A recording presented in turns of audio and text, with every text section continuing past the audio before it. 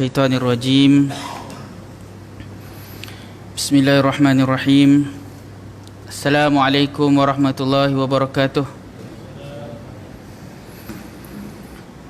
Alhamdulillahirabbil alamin. Wassalatu wassalamu ala asyrafil anbiya'i wal mursalin wa ala alihi wa sahbihi ajma'in. Subhanaka la ilma lana illa ma 'allamtana innaka antal alimul hakim. Rabbi shrah li sadri wa yassir li amri wahlul 'uqdatam min lisani yafqahu qawli. Allahumma hdina wahdi bina wahdin nas jami'a waj'alna sababan liman ihtada. Allahumma ati anfusana taqwaha wa zakkiha anta khairu man zakkaha anta waliyyu wa maulaha. Amma ba'd. Alhamdulillah. Pertamanya kita panjatkan setinggi-tinggi syukur kepada Allah Subhanahu wa taala. Selawat dan salam ke atas junjungan besar Nabi Muhammad sallallahu alaihi wasallam yang dikasihi lagi dimuliakan barisan jawatan kuasa masjid, pimpinan-pimpinan masyarakat, tuan-tuan guru, muslimin dan muslimat. Mudah-mudahan kita semua dirahmati dan diberkati oleh Allah Subhanahu wa taala. Kita panjatkan syukur walaupun syukur kita ni terbatas. Kerana apa? Kita tidak boleh memuji sebanyak yang telah Allah Ta'ala berikan kepada kita, ataupun memuji sebanyak ataupun sebaik ataupun setara dengan pujian yang Allah Ta'ala berikan kepada dirinya sendiri. Allahu Akbar. Dalam satu kitab Madaya ni kan, ada sebut dalam tu bahawa pujian manusia kepada Allah ni terbatas. Tidak seperti mana Allah Ta'ala memuji dirinya sendiri. Kerana apa? Kerana yang paling layak memuji dirinya ialah Allah Subhanahu Wa Taala. Kita ada nama kita masing-masing kan? Tuan-tuan ada nama tuan-tuan. Nama saya Farid. Kenapa nama saya Farid? Sesuai. Sebab apa? Cuba agak-agak sebab apa saya nama Farid? Jadi jawapan ni sebab saya lelaki. Kalau saya perempuan nama saya Faridah. Kan? Jadi saya Farid, Muhammad Farid sebab saya lelaki. Saya lahir ni Allah Ta'ala takdirkan saya lahir keluar lelaki. Farid dah nama dia. Kalau keluar tiba-tiba kan, lain, jadi nama Faridah. Allah Ta'ala macam mana? Siapa yang bagi nama? Allah yang bagi nama pada dirinya sendiri. Allah menamakan dirinya sendiri. Kat situ kita dah kalah dah. Kita tak boleh puji sebanyak ataupun sebaik pujian yang Allah Ta'ala berikan kepada diri. Tak boleh. Kan? Sebab tu kita kena selalulah sebut Alhamdulillah. Segala puji bagi Allah. Segala puji. Puji yang macam mana? Puji yang tak terbatas. Puji yang sebanyak-banyaknya, puji yang sehebat-hebatnya, puji yang setinggi-tingginya, tidak terbatas. Hanya Allah Ta'ala yang boleh menentukan batas pujian kepada dirinya sendiri. Alhamdulillah. Baik tuan-tuan, kita sambung perbincangan hadis penawar hati. Kita sampai kepada hadis yang ke-6. Hadis yang ke-5 sebelum daripada ni, iaitu cerita tentang orang yang bankrupt. Siapa orang yang bankrupt? Orang yang bankrupt, macam yang kita bincang yang lepas, dia datang dengan pahala puasa dia, datang dengan pahala solat dia, datang dengan pahala sedekah dia. Tapi sebab dia banyak buat masalah dengan orang, sampai dekat padang mahsyar, orang semua yang dia pernah pukul, orang semua yang dia pernah kutuk, orang semua yang dia pernah ngumpat, orang semua yang dia pernah aniaya ketika hidup dulu, datang tuntut dengan dia. Sampai satu ketika pahala dia dah habis. Sebab semua orang yang dia ada masalah tu, semua orang yang dia pernah kutuk, semua orang yang dia pernah jentik, cubit, tiba-tiba tak pasal kan. Datang-datang cubit, pasal cubit saja suka kan. Orang ni nanti dia datang tuntut balik. Kalau kita datang dengan banyak pahala, masa tu orang tuntut satu demi satu. Sampai habis pahala orang ni bukan kita mudah-mudahan. Sampai habis orang ni punya pahala, dah tak ada pahala dah nak bagi. Dia ambil dosa orang yang dianiaya tu. Dia ambil dosa orang yang dianiaya tu. Maksudnya dah tak ada dah pahala, dia ambil dosa orang tu.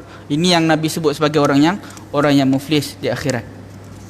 Hadis yang ke-6, penawar bagi hati. Kenapa penawar? Sebab hati kita ni sakit. Hati kita ni ada masalah. Nak rawat hati ni, baca hadis ni. Rawat hati yang paling penting untuk dirawat, hati saya lah. Kan, hati kita ni yang bercakap ni lebih-lebih lagi. Kita banyak sakit, hati kita ni sakit. Apa antara tanda sakit? Tak takut pada Allah, tak takut pada dosa, dan tak teringin nak buat pahala. Antara tanda sakit hati kita ni, tak takut pada Allah, kan? Tak takut pada Allah dalam sunyi ataupun bersama dengan manusia. Dan tak takut buat dosa serta tidak terasa nak buat kebaikan. Jadi hadis yang ke-6 cerita pasal apa? Hadis yang ke-6 ialah bagaimana kita menghadapi sakaratul maut. Wa an Aisyah radhiyallahu anha qalat ra'aitu Rasulullah sallallahu alaihi wasallam wa huwa bil maut wa indahu qadahun fihi ma wa huwa yudkhilu yadahu fil qadah thumma yamsahu wajhahu bil ma thumma yaqul Allahumma a'inni ala ghamaratil maut wa sakaratil maut. Rawahu Tirmizi. Daripada Aisyah radhiyallahu anha berkata, aku melihat Rasulullah sallallahu alaihi wasallam sedang menghadapi sakaratul maut dan di sisinya ada sebuah mangkuk yang berisi air. Kemudian beliau memasukkan tangannya ke dalam mangkuk itu, lalu menyapu mukanya dengan air sambil berdoa, Ya Allah, berikanlah pertolongan kepadaku untuk menghadapi kepedihan mati dan sakaratul maut. Hadis riwayat Tirmizi. Cuba kita bayangkan Rasulullah sallallahu alaihi wasallam yang merupakan sebaik-baik makhluk yang diciptakan oleh Allah Ta'ala dan makhluk yang paling dicintai oleh Allah Ta'ala serta penghulu segala Rasul, terpaksa meminta pertolongan daripada Allah Ta'ala dalam menghadapi sakaratul maut. Maka betapa pula kita yang hanya salah seorang di antara umatnya yang dhaif dan rasanya sudah terlalu banyak membuat dosa dan kesalahan, baik terhadap Allah Ta'ala ataupun terhadap manusia. Kalau ada sedikit luka di badan sudah terlalu sakit kita menanggungnya, maka bagaimana pula pedihnya ketika nyawa hendak diceraikan dari badan. Oleh kerana itu, marilah kita membuat bekalan yang banyak dan persiapan yang lengkap untuk menghadapi sakaratul maut yang amat pedih itu. Kita hendaklah sentiasa berdoa memohon kepada Allah Ta'ala agar kita dikurniakan husnul khatimah, iaitu mati dalam keadaan beriman dan dapat menuturkan kalimat La ilaha illallah di akhir hayat. Dan kita hendaklah sentiasa berlindung dengan Allah Ta'ala dari mati dalam keadaan su'ul khatimah atau mati dalam keadaan berlumuran dengan dosa dan kesalahan. Na'udzubillah min zalik.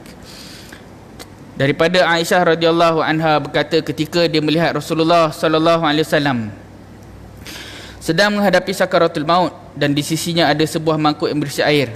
Maksudnya ketika ini Aisyah sedang bersama dengan Nabi Muhammad sallallahu alaihi wasallam ketika berhadapan dengan sakaratul maut. Lalu Nabi Muhammad SAW menyelupkan airnya ke dalam bejana, kemudian disapukan ke mukanya. Bila disapukan ke mukanya, dia minta, Ya Allah, ringankanlah berikanlah pertolongan kepadaku untuk menghadapi kepedihan mati dan kepedihan sakaratul maut. Nabi Muhammad SAW ni manusia yang paling dikasihi oleh Allah Subhanahu Wa Taala. Bahkan yang paling dikasihi oleh makhluk di langit, bahkan makhluk yang paling dikasihi oleh segala makhluk yang di bumi. Memang ada manusia yang menentang, tapi semuanya tunduk, semuanya menyaksikan kebenaran Nabi Muhammad sallallahu alaihi wasallam. Sehingga pokok kurma menangis, sehingga tunggul pokok hidup bagi salam pada Nabi Muhammad sallallahu alaihi wasallam. Semuanya bulan terbelah dengan mukjizat Nabi Muhammad sallallahu alaihi wasallam. Nabi bila dalam peristiwa Isra dan Mi'raj, Nabi menjadi imam kepada para nabi dan rasul. Orang yang hebat, Nabi Muhammad sallallahu alaihi wasallam pun minta supaya diringankan. Maksudnya pedihnya sakaratul maut. Apalagi kita. Tadi tuan-tuan ada program dapat jumpa dengan dua orang ustaz ni, orang alim ni. Dia punya sembang. Seorang ustaz ni dia ngajar kat sini, seorang ustaz ni tak ngajar. Nak sebut pun boleh juga. Tapi tak apalah, tak payah sebutlah namanya. Seorang ustaz dah pencen, seorang ustaz masih lagi mengajar. Bukan masih mengajar, masih berkhidmat. Yang berkhidmat ni tanya, Ustaz pencen duduk mana? Duduk Taman Maju. Duduk rumah lama tu lah, kan? Lepas tu ustaz ni kata, rumah sementara hidup. Rumah sementara hidup. Maksudnya dia cakap rumah sementara hidup tu spontan je kan, tapi dia punya penghayatan tu dalam. Rumah sementara hidup. Kita bayang rumah kita ni macam kita nak hidup lama. Tapi inilah orang alim kan, dia punya bahasa tu hebat. Rumah sementara hidup. Kita ni tak lama lagi nanti kita akan mati. Kita akan tinggalkan rumah kita. Kita akan tinggalkan dunia kita. Yang kita sibuk sangat ni, yang kita berikan banyak tumpuan kepada dunia kita ni, semuanya kita akan tinggalkan. Semua yang kita pentingkan, semua yang kita utamakan, semua yang kita sayang ni, semua kita akan tinggalkan. Semua yang ada depan mata kita, isteri kita, anak kita, rumah kita, keluarga kita, pekerjaan kita, baju kita, jam kita, kan, handset kita, semua kita akan tinggalkan. Yang kita akan bawa apa? Yang kita akan bawa adalah amalan. Apalagi orang yang disebut dalam satu hadis yang panjang, cerita tentang orang yang berhadapan dengan sakaratul maut. Kalau orang tu baik, malaikat akan datang dalam keadaan serba putih. Malaikat akan datang dalam keadaan serba putih, dengan wajah yang menyamankan, dengan suasana yang menyenangkan. Kemudian bila dia nak sampai nyawanya ditarik, dibentangkan nikmat yang dia akan dapat ketika selepas dia meninggal. Maksudnya dibentangkan nikmat syurga. Dia rasa terpegun dengan nikmat syurga sampai dia lupa orang yang di kiri dan kanan dia. Dan apabila malaikat nak cabut, dia cabut daripada ubunnya, dia cabut dengan penuh lemah lembut. Kemudian bila dah dicabut, malaikat kata kepada dia, kembalilah kamu kepada rahmat Allah, kembalilah kamu kepada kasih sayang Allah. Dipulangkan kepada kasih sayang Allah. Ini malaikat orang yang baik, malaikat cabut dengan suasana yang cukup baik. Kemudian orang yang tak baik, macam mana keadaannya? Malaikat datang dalam keadaan serba hitam, dengan wajah yang sangat menyeramkan, dengan keadaan yang tidak menyenangkan. Kemudian bila nak sampai saat ketika nak dicabut nyawanya, dibentangkan azab.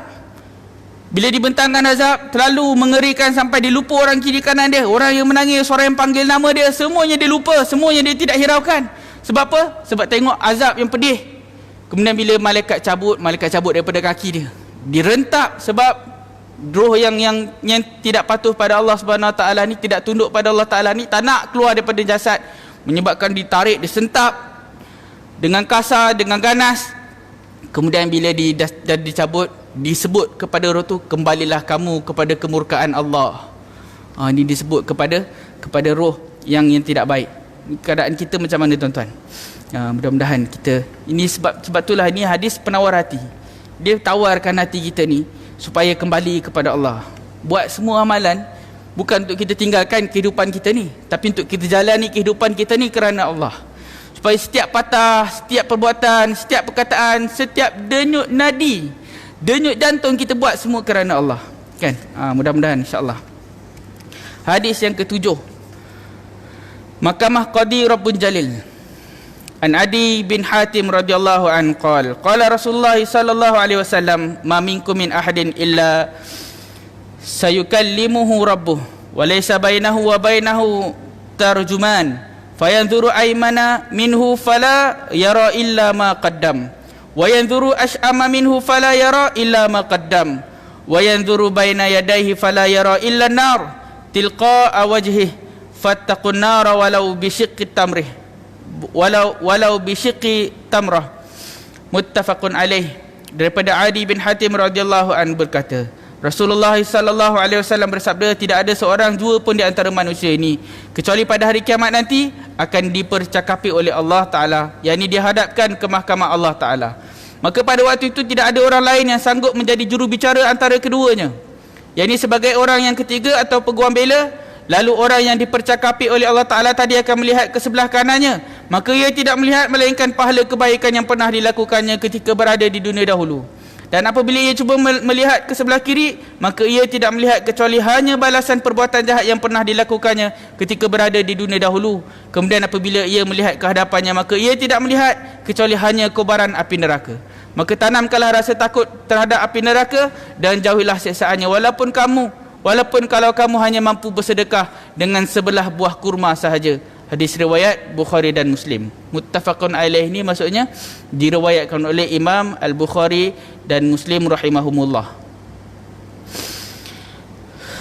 Cuba kita bayangkan betapa dahsyatnya suasana di mahkamah Allah Ta'ala pada hari kiamat nanti. Semua orang akan dihadapkan kepada Allah Ta'ala seorang demi seorang. Tidak ada seorang jua pun yang sanggup menolong orang lain, walaupun ia adalah sahabat karibnya. Ni kita dah sebut sebelum ni, yauma yafirul mar'u min akhih, hari di mana manusia akan lari daripada saudara dia, wa sahibatihi wa banih, daripada rakan dan anaknya, wa ummihi wa abih, daripada ibu dan ayahnya. Dia tak nak jumpa dengan mak ayah dia. Sebab apa? Semua ada masalah dengan semua. Kita ada masalah dengan semua orang, sampai kita tak nak jumpa siapa-siapa pun. Dan bila kita dihadapkan dalam hadis ini disebut, bila kita dihadapkan di hadapan Allah Subhanahu Wa Taala, diperhitungkan amalan kita, bila kita tengok kiri kanan, semua orang melari, semua orang menjauhkan diri daripada kita. Kalau kat dunia ni, kalau kita sedih, mungkin ada orang datang dekat. Kalau kita kena tangkap dengan polis, mungkin ada orang bagi ikat jamin. Ada peguam bela, kita boleh lantik untuk wakil kita bercakap kalau kita tak tahu nak cakap. Tapi kat akhirat nanti tak ada siapa yang boleh jadi peguam bela kita. Hari itu hari diperhitungkan amal. Ulama kata Allah Ta'ala sengaja buat. Allah Ta'ala sengaja buat ada 3 pembuktian. Allah Ta'ala kata ada 3 pembuktian. Yang pertama Allah Ta'ala sebut dalam surah Az-Zalzalah, faman ya'mal mithqala dzarratin khairan yarah wa may ya'mal mithqala dzarratin syarran yarah. Maksudnya ada tayangan amal. Tapi itu sebenarnya tayangan amal ni yang peringkat yang ketiga. Peringkat yang pertama, catatan malaikat kiri dan kanan, raqib atid. Ni catatan yang pertama ialah catatan malaikat kiri dan kanan. Kalau kita nak persoalkan catatan malaikat, Allah Ta'ala kata al-yawma nakhtimu ala afwahihim. Hari itu kami akan kunci mulut mereka. Wa tukallimuna aydihim, kami akan bagi tangan mereka bercakap. Wa tashhadu arjuluhum, dan kemudian kaki mereka mengiyakan, menjadi saksi bima kanu yaksibun, terhadap apa saja yang mereka buat di dunia. Maksudnya catatan malaikat ada. Kalau kita katalah yang Arif kan, kita tak, saya protes, ini tangan yang bercakap, saya jadi saksi. Tangan sendiri menjadi saksi kepada kita. Tangan pun tidak membela kita.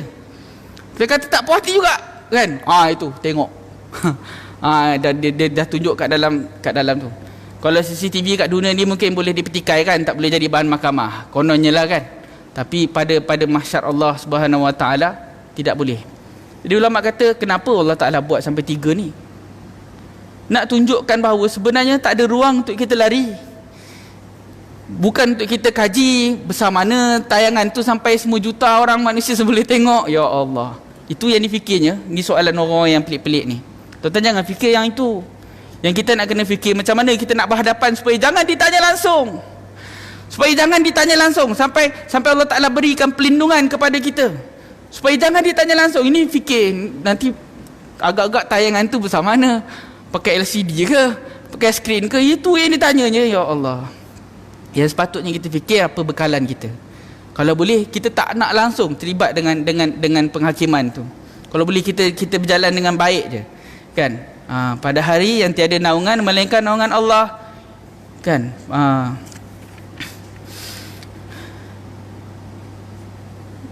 Jadi 3 pembuktian ini nak menunjukkan bahawa kita tak boleh lari daripada pembuktian. Dan hari itu sebenarnya bukan hari untuk kita bersoal jawab, tapi hari itu ialah kita menerima akibat daripada perbuatan kita di dunia. Gerangan mampukah engkau mengangkat mukamu yang berlumuran dengan dosa ini di hadapan Tuhan? Dapat tak kita nak angkat muka kita? Tiada pembantu, tiada peguam. Bila menoleh ke kanan seakan mahu meminta pertolongan, maka tiada yang kelihatan kecuali amal kebaikan. Apabila menoleh ke kiri, maka tiada yang kelihatan kecuali perbuatan maksiat. Dan yang lebih dahsyat dari itu, apabila cuba mengangkat kepala, maka tidak ada yang kelihatan melainkan kobaran api neraka yang terbentang. Nak sampai ke neraka, nak sampai ke syurga Allah Subhanahu Wa Taala, kita kena lalu satu titian sirat yang di bawahnya api neraka terbentang jauh, sejauh mata memandang. Padang mahsyar ni pun tuan-tuan, sebenarnya sejauh mata memandang, dihimpunkan manusia sejauh mata memandang, seluas-luasnya. Ulama kata tak ada nampak ujung. Dihimpunkan. Kalau kita duduk kat padang ni kan, kita nampak ada gunung, kita nampak ada bangunan, kita nampak ada pokok. Dekat padang mahsyar tak ada apa. Sejauh seluas mata memandang, kita dihimpunkan di situ. Dan hari itu tiada naungan melainkan naungan Allah Subhanahu Wa Taala. Disebut dalam hadis yang ke-8 ini, berenang di lautan peluh. Ani bin Umar radhiyallahu anhuma anna Rasulullah sallallahu alaihi wasallam qala yaqumun nas li rabbil alamin hatta yaghiba ahaduhum fi rash'ihi ila ansafi udhunai. Muttafaqun alaih. Hadis riwayat Bukhari dan Muslim. Daripada Ibnu Umar radhiyallahu anhuma, sesungguhnya Rasulullah sallallahu alaihi wasallam bersabda, seluruh manusia akan berdiri di hadapan Tuhan pencipta alam ini, yakni pada hari kiamat nanti, sehingga salah seorang di antara mereka ada yang akan tenggelam di dalam peluhnya sendiri sampai ke pertengahan telinganya. Suasana pada hari kiamat adalah bersangatan panas. Ini keterangan dia, suasana pada hari kiamat adalah bersangatan panas, iaitu ketika seluruh manusia dibangkitkan dari kubur untuk menghadap kepada Allah Subhanahu Wa Taala. Mereka semua berkumpul di padang mahsyar untuk dihisap dan diperhitungkan segala amal perbuatannya. Keadaan manusia pada manusia itu berbeza-beza mengikut keadaan amal perbuatan masing-masing. Ada yang berpeluh sampai kedua tumitnya, dan ada yang berpeluh sampai kedua lututnya, dan ada yang berpeluh sampai ke pinggangnya, bahkan ada yang berpeluh sampai kedua telinganya, sehingga ia terpaksa berenang dalam lautan peluhnya, masing-masing mengikut hitungan perbuatannya ketika di dunia dahulu. Walaupun demikian, di sana akan ada 7 golongan yang dinaungi oleh Allah Ta'ala di bawah naungan arasnya yang mulia. Mereka ialah, yang pertama, pemimpin yang adil. Yang kedua, pemuda yang rajin beribadat. Yang ketiga, lelaki yang hatinya terpaut dengan masjid. Yang keempat, orang yang mencintai sahabatnya kerana Allah Ta'ala. Yang kelima, lelaki yang digoda untuk berzina tetapi ia menahan dirinya. Yang keenam, orang yang menyembunyikan sedekahnya sehingga tangan kirinya tidak mengetahui apa yang disedekahkan oleh tangan kanannya. Dan yang terakhir sekali ialah orang yang mencucurkan air matanya kerana takut kepada Allah Ta'ala ketika ia bersendirian. Mudah-mudahan kita termasuk dalam golongan yang beruntung ni. Ada 7 golongan. Yang menariknya tuan-tuan disebut, yang pertama ialah pemimpin yang adil. Susah nak jadi pemimpin yang adil ni. Kita jadi pemimpin kepada keluarga kita kena adil. Adil maksudnya meletakkan satu kena pada tempatnya. Nak adil ni susah, kan? Kalau sama rata senang, sama rata senang. Kita bagi RM1 semua dapat RM1. Kita bagi baju saiz L semua saiz L. Jenuh, sama rata. Tapi Islam tak, Islam nak adil. Adil ni maksudnya kalau dia sepatutnya dapat demikian, kita beri dia demikian. Pemimpin kena adil, bukan sama rata. Hari ini orang banyak tuntut kesamarataan, tapi sebenarnya yang sepatutnya dituntut ialah keadilan. Keadilan beri pada tempatnya, kan? Bantuan tak semua orang patut dapat. Yang tak perlu bantuan tak perlu dapat. Jadi bantuan hanya perlu beri kepada orang yang perlu. Yang tak perlu tak sepatutnya dapat. Itu nama adil, bukan sama rata. Kalau sama rata semua dapat, tapi tak. Adil ialah apabila kita beri kepada yang berhak. Yang kedua, pemuda yang rajin beribadat. Sebutkan pemuda ni tuan-tuan, maksudnya masa mudanya dimanfaatkan. Tak apalah, kita kalau dah berlalu pun tak apa, kita buat juga, kan? Kita yalah, susah nak dapat pemuda yang rajin beribadat. Lelaki yang hatinya terpaut dengan masjid. Orang yang mencintai sahabatnya kerana Allah. Bertemu dan berpisah kerana Allah. Dia jumpa kawan dia kerana Allah, dia bertemu dan berpisah kerana Allah. Ini hebat tuan-tuan. Orang yang ukhuwah fillah ni, dia mengatasi segala-galanya. Ukhuwah fillah ni maksudnya dia bercinta, dia bersahabat, dia bersaudara kerana Allah. Lelaki yang digoda untuk berzina tapi ia menahan dirinya dengan dia berkata apa? Inni akhafullah. Sesungguhnya aku takut pada Allah. Kan? Orang yang menyembunyikan sedekahnya sehingga tangan kirinya tidak mengetahui apa yang disedekahkan oleh tangan kanannya. Maksudnya terlalu sembunyi menjaga sedekahnya sehingga tidak diketahui oleh orang lain. Orang yang mencucurkan air matanya kerana takut pada Allah Ta'ala. Tuan-tuan, kita rebut. Kita jadikan diri kita salah seorang daripada golongan yang dinyatakan oleh Nabi Muhammad sallallahu alaihi wasallam. Hadis yang ke-9, berapakah dalamnya jurang api neraka? An Abi Hurairah radhiyallahu anhu qala kunna ma'a Rasulillah sallallahu alaihi wasallam idza sami'a wajbah faqala hal tadruna ma hadha qulna Allah wa rasuluhu a'lam qala hadha hajarun rumiya bihi fin nari mundu 70 kharifan fahuwa yahwi fin naril an hatta intaha ila qa'riha fasami'tum wajbataha. Rawahu Muslim. Daripada Abu Hurairah radhiyallahu an, beliau berkata, adalah kami pada satu hari bersama-sama dengan Rasulullah sallallahu alaihi wasallam. Tiba-tiba terdengar suara benda yang jatuh dengan kerasnya, lalu beliau bersabda, "Tahukah kamu suara apakah ini?" Kami menjawab, "Allah dan Rasulnya yang lebih mengetahui." Lalu Nabi sallallahu alaihi wasallam bersabda, "Ini adalah suara, yakni bunyi sebiji batu yang dilemparkan ke dalam api neraka sejak 70 tahun yang lalu. Maka batu itu terus saja jatuh menuju dasar neraka dan baru pada saat ini ia sampai ke dasarnya. Maka dari itu kamu mendengar suara jatuhnya." Allahu Akbar. Tuan-tuan, menceritakan apa? Menceritakan dalamnya api neraka. Satu batu yang dijatuhkan 70 tahun baru sampai ke dasar dia. Satu batu yang dijatuhkan 70 tahun baru sampai. Berapa saat ni?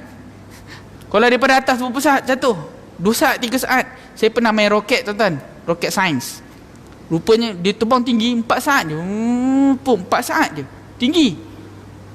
Bayangkan 70 tahun batu tu jatuh. 70 tahun dilemparkan 70 tahun daripada puncak sampailah ke bawah, 70 tahun baru sampai. Rasanya tidak mampu kita menghitung berapakah dalamnya jurang api neraka yang ditempuh oleh perjalanan kecepatan batu besar yang jatuh dan memakan masa 70 tahun lamanya. Yang lebih mengerikan lagi apabila jurang yang teramat dalam ini akan dipenuhi bermacam-macam siksaan. Dan apabila sampai saatnya nanti, pintu neraka ini akan ditutup serapat-rapatnya. Dan tidak ada seorang juga pun di antara penghuni yang dibenarkan keluar daripadanya. Siksaan demi siksaan akan ditimpakan kepada penghuninya. Habis satu jenis siksaan, masuk pula jenis siksaan yang lain, dan begitulah seterusnya dengan tiada kesudahan. Na'udzubillah min dzalik. Tuan-tuan, kita minta lindung daripada Allah Subhanahu Wa Taala daripada siksaan api neraka yang pedih ini, yang kita tidak mampu menanggungnya. Benarlah kata-kata alim ulama, zikir yang baik kan, ilahi lastulil firdaus a'la wala aqwa 'alan naril jahimi fahabali taubatan waghfir dhunubi fa innahu la yaghfiru dhunuba illa ant. Kan? Apa dia? Ya Allah, sesungguhnya, wahai Tuhanku, sesungguhnya aku tidak layak untuk masuk ke syurga-Mu, dan aku tidak mampu menanggung siksa api neraka-Mu. Maka berikanlah pengampunan pada dosa-dosaku, sesungguhnya Engkau lah yang mengampunkan dosa-dosa besar. Ini kita selalu baca, kita selalu zikirkan, minta lindung daripada Allah Subhanahu Wa Taala daripada azab api neraka. Hadis yang ke-10, majoriti penduduk neraka. Ani bin Abbas wa Imran bin Al-Husain radhiyallahu anhum anin Nabi sallallahu alaihi wasallam qala: At-tala'tu fil jannah fara'aitu aktsara ahliha al-fuqara wa tala'tu fin nar fara'aitu aktsara ahliha an-nisa. Muttafaqun alaih. Daripada Ibn Abbas dan Imran bin Husain radhiyallahu anhum, Nabi sallallahu alaihi wasallam bersabda, aku melihat ke dalam syurga, maka aku melihat kebanyakan penghuninya adalah dari kalangan orang-orang yang fakir. Dan aku melihat ke dalam neraka, maka aku melihat kebanyakan penghuninya adalah daripada golongan perempuan. Hadis riwayat Bukhari dan Muslim. Ini hadis ni selalu tentus kontroversi. Tuan-tuan, sebenarnya kita kena fikir ke depan dan jauh. Kita bukan nak fikir kenapa. Kita fikir jangan kita dimasukkan. Jangan fikir soalan-soalan yang boleh merunsingkan ataupun memeningkan ataupun memalingkan kita daripada kebenaran dan menjauhkan kita daripada apa yang sepatutnya kita buat.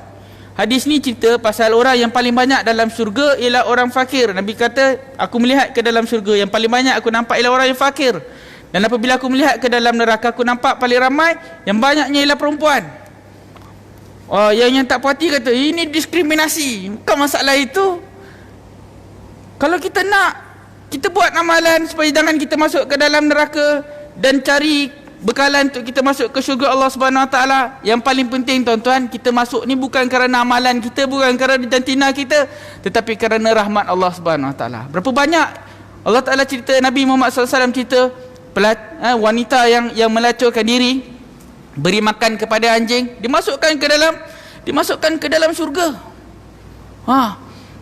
Ada orang yang sepanjang hidup dia buat kerosakan. Saya pernah cerita yang orang tu, yang hari tu saya cerita pasal orang jahat kan.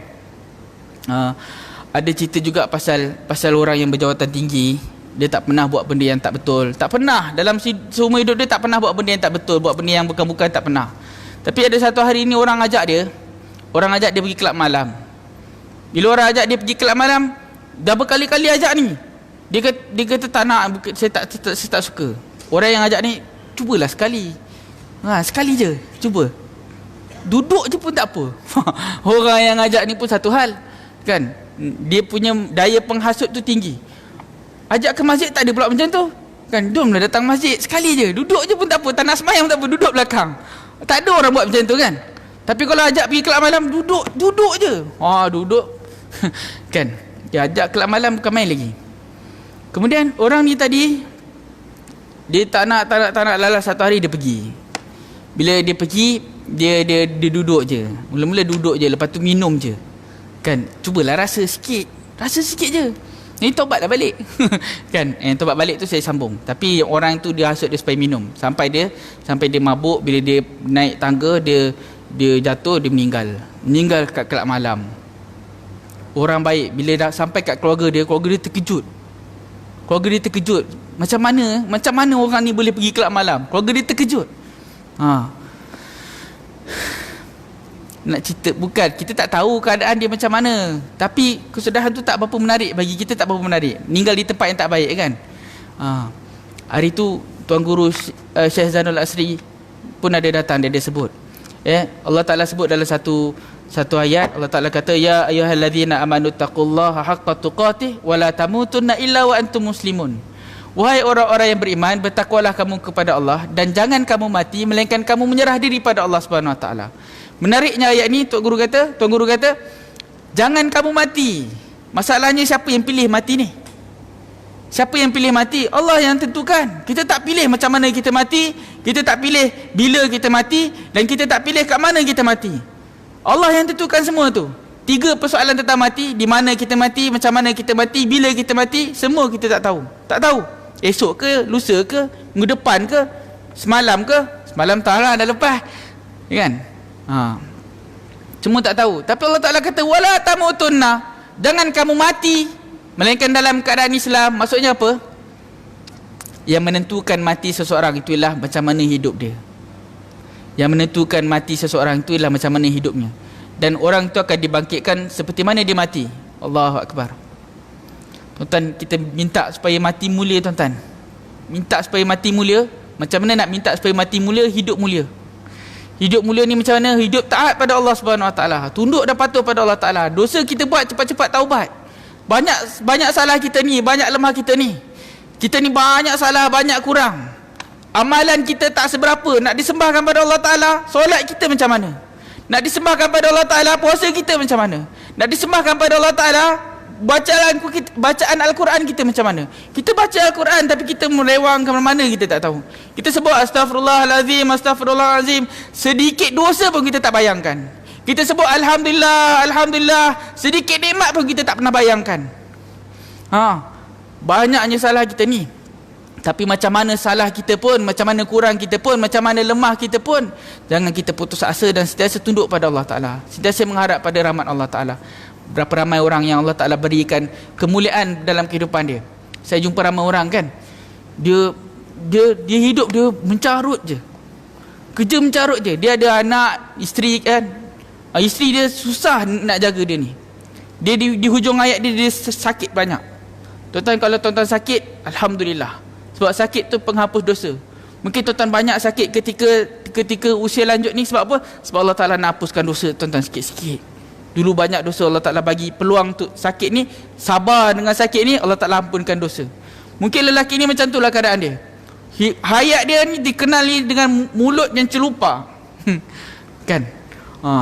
Kemudian isteri dia, anak dia, saya kenal anak dia kan. Anak dia cakap, ayah selalu mencarut. Dia cakap kan, kita ngajar dalam kelas, dia cakap ayah mencarut. Kita cakap tak apa ayah, tak apa. Kita nak bela dah, tak tahu nak buat macam mana dah kan. Tapi tuan-tuan, bila ayah dia meninggal, bersih tuan-tuan. Ayah dia meninggal bersih. Saya antara yang tolong-tolong lah, bukan saya mandikan, saya tolong bersih tuan-tuan. Tak tahu keadaan orang. Mungkin hidupnya kita ini tak ada harapan. Harapan tu bukan manusia yang bagi. Harapan tu Allah. Jangan putus asa pada rahmat Allah. Sebab tu Allah Ta'ala sebut banyak dalam Al-Quran, la taqnatu min rahmatillah. Jangan kamu putus asa. Macam mana pun keadaan kamu, macam mana pun dosa kamu, macam mana pun keadaan kamu, jangan kamu putus asa pada rahmat Allah. Kalau kamu datang dengan dosa yang sebesar gunung, Allah Ta'ala tawarkan pengampunan sebesar langit. Allahu Akbar. Kalau kita datang dalam keadaan berjalan, Allah Ta'ala datang kepada kita dalam keadaan berlari. Pengampun yang Allah Ta'ala ni, maha pengampun yang Allah Ta'ala ni, bila kita minta ampun, Allah Ta'ala perkenankan. Allah Ta'ala kata, ya ayyuhallazina amanu tubu ilallahi taubatan nasuha. Wahai orang yang beriman, bertaubatlah kamu kepada Allah dengan taubat nasuha. Kembali, taubat ni maksudnya kembali. Kembali kepada Allah dengan sebenar-benar kembali. Ini tuan-tuan, yang mengisi kematian kita ialah apa yang kita lakukan ketika hidup. Dan kita kena sentiasa hidup mulia supaya kita mati mulia. Hidup mulia macam mana? Memuliakan Allah dan Rasulnya. Hidup yang mulia ialah hidup yang memuliakan Allah dan Rasulnya. Kemuliaan dalam hidup bila kita memuliakan Allah. Tak ada kemuliaan kan. Sayyidina Umar disebut nahnu qaum a'azzanallahu bil Islam. Kita adalah satu kaum yang Allah Ta'ala muliakan dengan Islam. Maka siapa yang mencari kemuliaan selain dengan Islam, maka kehinaan Allah Ta'ala baginya. Siapa-siapa, kita ni adalah satu kaum, satu bangsa, satu golongan yang kita ni mulia hidup kita ni kerana apa? Kerana Islam, kerana Allah. Barang siapa yang mencari kemuliaan selain daripada Islam, maka kecelakaan, kehinaan baginya. Jadi tadi cerita pasal apa? Cerita pasal majoriti penduduk neraka. Kan? Maksudnya kita jangan fikir pasal yang bukan-bukan. Keterangan dia ialah di malam Isra Mi'raj telah diperlihatkan kepada Nabi Muhammad sallallahu alaihi wasallam. Ini pun satu mukjizat Nabi yang hebat. Nabi dibentangkan akhirat. Kan? Dihiburkan Nabi Muhammad sallallahu alaihi wasallam dengan apa? Dengan bentang, disaksikan. Ini keadaannya. Nabi tengok semua keadaan, kan? Dibentangkan syurga dan neraka, dibawa menuju ke langit. Diperlihatkan banyak perkara yang gaib, termasuk di antaranya keadaan di syurga dan keadaan di neraka. Maka apabila Nabi SAW masuk ke dalam syurga, beliau melihat kebanyakan penghuni syurga itu adalah dari kalangan orang yang fakir. Ini disebabkan suatu mereka berada di dunia dahulu, mereka banyak berkesempatan untuk beribadah. Lain halnya dengan orang yang kaya yang banyak disibukkan dengan menghimpun harta. Ini tuan-tuan, maksudnya kaya ke miskin, jangan kita sibuk dengan dunia. Tuan-tuan, menarik doa Nabi Allah Sulaiman alaihissalam. Dia kata apa? Bila dia bertembung dengan semut tu daripada jauh nampak Nabi Sulaiman nak lalu, dia kata, wahai semut semua, mau kita masuk ke sarang cepat. Mau lega, masuk. Dia kata masuk, nanti kalau tentera Sulaiman datang dia akan pijak kamu. Tentera Sulaiman tak nampak kamu. Nabi Sulaiman ni Allah Ta'ala kurniakan dia faham bahasa haiwan. Dia faham bahasa semut ni. Dalam Al-Quran Allah Ta'ala sebut Nabi Sulaiman tersenyum. Yang menariknya tuan-tuan, doa Nabi Sulaiman selepas benda tu. Dia kata apa? Rabbi auzi'ni an ashkura ni'mataka allati an'amta alayya wa an a'mala salihan tardah. Nabi Sulaiman kata, bila dia nampak keadaan tu, dia kata, ya Allah, ilhamkan kepadaku untuk sentiasa syukur pada nikmat-Mu. Allahu Akbar. Dia dapat nikmat yang besar ni tuan-tuan. Dia boleh dengar bahasa binatang. Dia ada banyak khazanah dan mungkin kerajaan yang dipimpin Allahul Azim li wa lakum. Wabillahi taufiq wal hidayah. Wassalamualaikum warahmatullahi wabarakatuh. A'udzubillahi minasyaitonir syaitanir rajim. Bismillahirrahmanirrahim. Allahumma ati anfusana taqwaha wa zakkiha anta khairu man zakka anta waliyyu maulaha. Allahumma khtim lana bi husnil khatimah wa la takhtim alaina ya Allah bi su'il khatimah. Sallallahu ala sayyidina Muhammadin wa ala alihi wa sahbihi wa baraka wa sallam. Alhamdulillahirabbil alamin.